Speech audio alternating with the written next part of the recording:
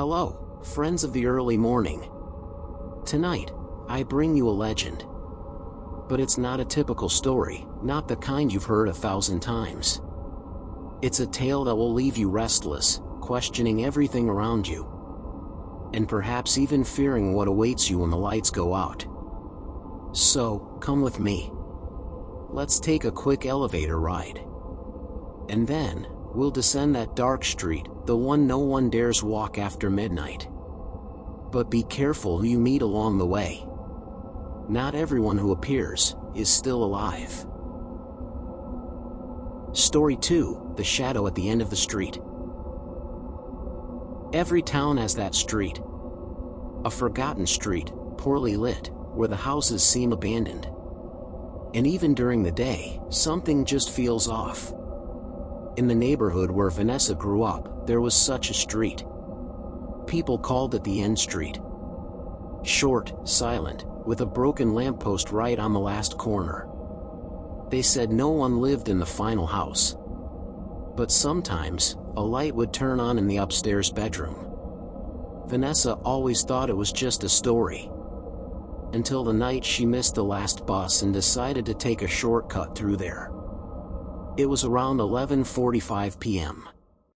The air was cold and still. Not even the crickets dared to chirp. She walked quickly, eyes to the ground, trying to ignore the feeling that she was being watched. When she reached the last lamppost, the one that never worked, she heard a click behind her. She turned. Nothing. She picked up the pace, but then, footsteps. Behind her. Slow. Deliberate. She stopped.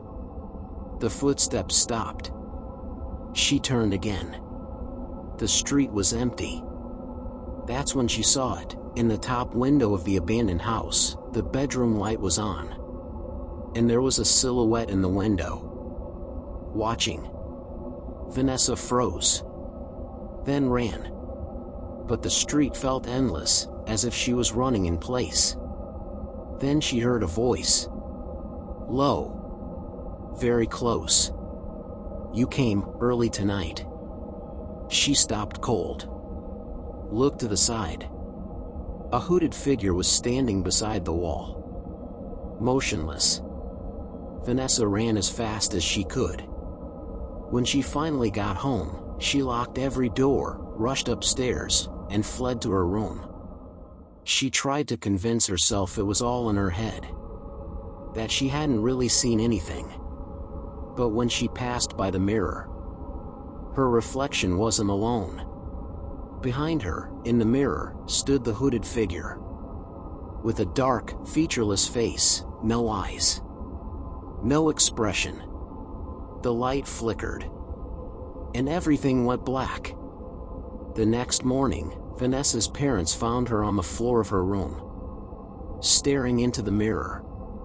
But now, she had no reflection. And at night, if you walk down End Street and glance at your reflection in a store window, you might see someone standing behind you. Someone who doesn't belong. I hope you've made it this far in one piece. With your heart still beating strong. And your lights still on, hopefully. That's it for tonight. But remember, we're never truly alone. Until next time, Midnight Friends.